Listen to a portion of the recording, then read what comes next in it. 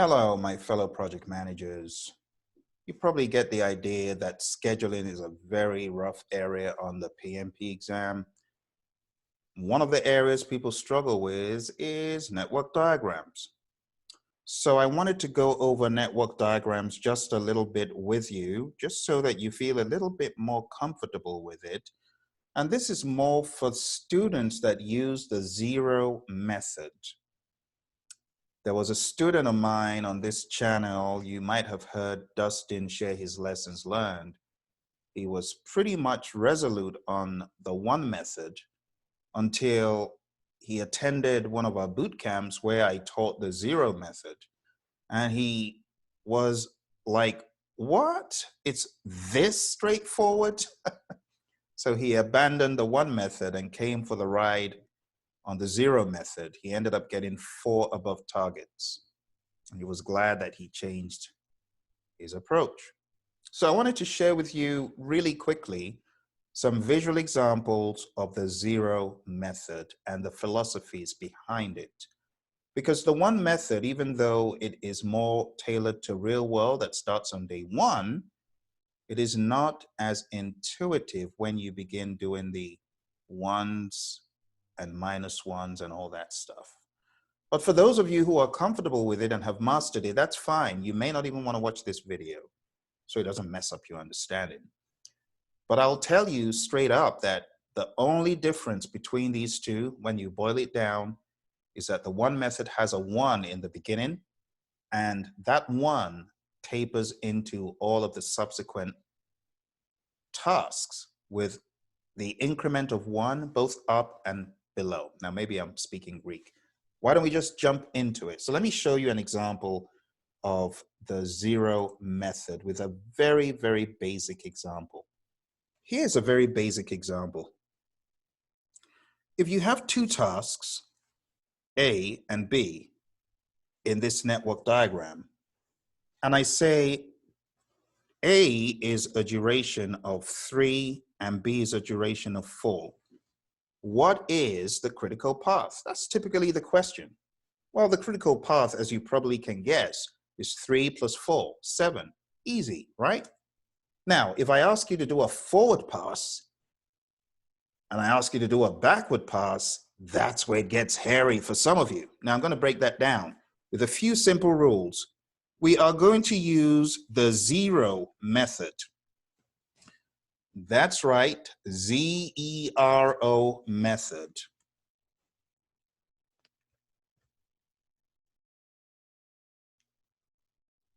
Now, the zero method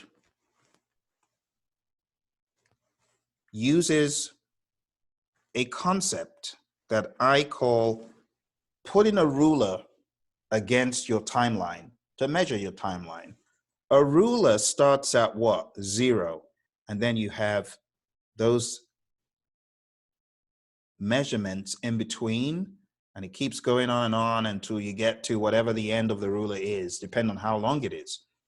So let's say you're measuring in inches and it ends up being, a 36-inch ruler, whatever. But you start at 0. So in this, we start at 0. Simple.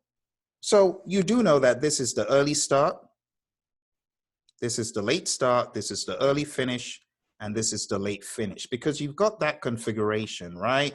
That looks something like this. Early start, late start, early finish, late finish, right? You know how that looks. So same thing over here. When we begin our work, we've got ES, LS, EF, LF. ES, the earliest time a task can start. EF, the earliest time a task can finish, and so on. Late start, latest time a task can start. Late finish, latest time a task can finish. So we start off with 0. Always, here's the rule, always start with 0. Okay, 0 goes into that box. What do we do next? Next, you want to add, here's your next rule, add duration. to the 0. It's as simple as that. So we add the duration of 3 to 0. 0 plus 3 is 3. That's what gets put into the EF box. There are only 2 activities. The way it works in the 0 method, this 3, we pretty much just put it in that box. As simple as that. So we take that 3 and it goes in here. As simple as that. It's as though you moved it. What do you do next? Apply the rule that says add duration. So you're going to add duration to the early start. The formula, we could pretty much say early start plus duration equals early finish. You do that and you get what? This is a 4 in this case. 4 plus 3 is 7. Boom, you're done. So your critical path is 7. We do a backward pass. The rule, this 7 gets put into the lower box. The late finish, it's as simple as that. We put a 7 here, and then we apply a formula that says late start minus duration equals late finish. 7 minus 4 is 3. And you've only got one task to play with going backwards. So that 3 gets put back in there just like that. And late start minus duration gives late finish. 3 minus 3 gives 0. Boom, end of story. That's how you do your 0 method. Looks very simple. Now, let's go a step further and take that same problem. We got A, we got B, and let's throw in a task C. And let's say C is, let's put 7 days. So how would we do this? Same thing. You start with 0, add the duration, you move the 3 in here or in here. Which one do you do first? Now, this is where people begin asking, I don't know what to do first. It's simple. Think about it. B depends on A and C for it to be done. We have a point of convergence. We call this right here a point of convergence. Where you have a point of convergence, you need to go with the highest number, the highest early finish. So remember, this is your early start, this is your early finish. So you need to know the early finish for C before you can do B. Think about it. It's like integrating a system. For example, if A is hardware and C is software and B is integration, you cannot do integration except you have both hardware and software. You see what I'm saying? So for you to do the integration, you need to be done with both. And that's why you would do this here for 3, right? 3 would go here first, add the duration of 7, 10. Now you can see you cannot do the integration until you are done with C. So that is what gets moved in here, not the 3, or you'll get it wrong. Make sense? Good. So we put the 10 here, you add the duration to get 14, you drop the 14 down into the late finish, and then you get 14 here. 14 minus 4 is 10. Then you have a point of divergence going backwards on the backward pass, right? You have a point of divergence here because you've got both B leading back into A and C leading back into A. The question is, which one do you do first? Well, since you've got a point of divergence, you can see the arrows diverging, so we call it a point of divergence. Since you've got a pod, you want to make sure you take the lowest number going back. So that 10 needs to be put here first. Put the 10 there. 10 minus 7 is 3. Now you can see what goes in here is really the lowest number. That's the rule. So at a point of divergence on your backward pass, always choose the smallest late start number. So we're going to choose the 3. 3 minus 3 is 0. Boom, end of story. And that's how you solve these problems. They're not that bad. So now that you've got a handle on this, what happens, and this could be, the kind of question you get, you could say, what happens if there's a task D that is a duration of 5 and you have this kind of relationship? Well, let's find out. If you take the 3 and put it here and add 5, you get 8. Now, is 8 greater than 10? No. So it's still 10 that's in there. It's still 14 that's in there. But on your backward pass, you're going to put a 10 here, right? And 10 minus 5 is 5. And it is still unchanged. Now, let's say I added another activity to the mix. Let's say we put one activity sandwiched in the middle here. And let's say I had an arrow going down here, and this is activity E, and I made activity E a duration of 4 days. Now look at what needs to happen. For you to begin with activity E, you need to look at D and A and ask the question, which of those early finishes is greater? It's the 8. So this 8 is what you would put down here, and you would have 12. And in that case, what you have here cannot stand anymore. The 12 is bigger than the 10. So you got an idea that these are not going to stand anymore. So you'll take the 12, 12 is bigger than 10, and you're going to have 16 here. 12 plus 4, 16. See? And then you begin the backward pass. So 16 goes here. 16 goes here. Now, the question is, what goes, no, I'm sorry. I was so anxious, I didn't do my subtraction. So this is 16, this is 12. 12 goes here, I beg your pardon, I got so excited. 12 goes there, 12 goes here, okay? Now, if you subtract 12 minus 4, you get 8, and 12 minus 7, you get 5. Now, the question is, what goes into D?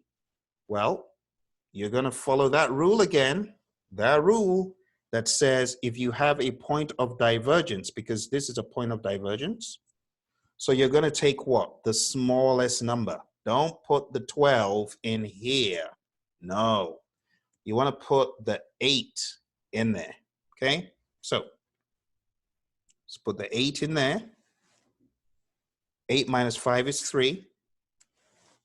Okay, now you can see at point A, going back in, another point of divergence. These are the options you have for what could go in there. You have a 3, you have an 8, and you have a 5. What goes in there? The smallest of them, the 3. So let's put the 3 in there, and you have a 0. And what can you see from that? The critical path is A, D, E, B. That's the critical path. So it has changed as a result of introducing E to it. Why don't you practice this and see how it works out for you? And maybe you'll become a 0 method convert. I don't know. But taking a look at this, the questions are usually, what is the free float? What is the total float? And if your customer wants this on day 30, what is the project float? That's usually the question. The free float is what? Free float is the early start of the successor minus the early finish of the task in question. That is the free float. Free float. So if someone said, what's the free float of activity C? How much time can you delay C without affecting B? Because B is the only successor of C. And the answer would be 12 minus 10, which is 2 in the case of task C. See? But if someone said, what is the free slack or free float of activity D? How do you answer that one? How much time can you delay D without delaying its successor? But wait, it has 2 successors. B is a successor of D, and so is, whoops, and so is E. How did that happen? We just took a piece of one of the boxes. Okay, so the question is, what do you do in that case? And the answer is you look for the smallest difference. The difference between 8 and 12 is 4, but the difference between 8 and 8 is 0. So the free slack of D is 0. Okay? What about the project float? Someone says project float, customer wants it on day 30. Project float is customer required due date, and I usually say CRDD, customer required due date, minus project end date. Customer required due date 30, project end date 16. Your project float is 14 days, if that's in days. All right? And that's how you use the 0 method, my friends. I hope this helps you visualize it. Just remember the rules, you know, follow the rules, and it becomes a little bit simpler. Okay? If you got a different answer than what I did, let me know. But if you're following the rule, even if you're using the 1 method, the float, the slack, you're going to get the same answer for float and slack and all that stuff. And the PMI, they talk about this right here in your book, right here in the PMBOK guide, right? It's spoken about that people use different methods. So the PMI isn't going to like badger you into a corner that makes you get it wrong if you don't use the 1 method. All right. I hope that helps give you some clarity about the 0 method, the 1 method. Remember, if you're looking for training, coaching, go to Praizion, Praizion.com. We've got various courses and various curriculums that you could do right there on the website. Okay. I will give you a little reminder for those of you that have not been to Praizion.com. Here is the website. There is so much stuff here that I cannot even begin to tell you all about it. But you go to the website, you could sign up for a self-study course. You could sign up for the pilot exam coaching, still going on for 1 more week. And just go back to that link because you can go for the on-demand version. So if you're taking the exam July forward, you can take that version. And then we have Agile Basics for PM practitioners, you know, or if you want more products, click on that. And there's a plethora of project management content to help you. What is project failure? We've got something on that. Mindset, habits, and motivation for the PMP. Risk management, which is outside of PMP for professionals. Project management night school for beginners. Mock exams. Earn value mania if you're weak in earn value. Agile 101. All sorts of stuff. I mean, the list is endless. I mean, if you're PMP, maybe project management, mid-level to C-level. We got Getting Rich in Project Management, 10 steps for professional success, a ton of stuff. It's just impossible to even go through everything at the level I would have liked to. So thank you very much for joining me. I wish you all the very best. Remember, you've heard me say it many times, if you want to get certified, you need to do it before July 1st. Because after that period, who knows what's going to go down? I don't know. So I would advise you take your exam before then. Take your exam before that date. There's so much content available. There's so many lessons learned based on the exam currently. Once it changes, who knows? Who knows what? I don't know. I've got no idea. I may not be training this stuff. So want to do it on my watch? Do it now. All right. Take care, and I'll see you soon. Bye for now.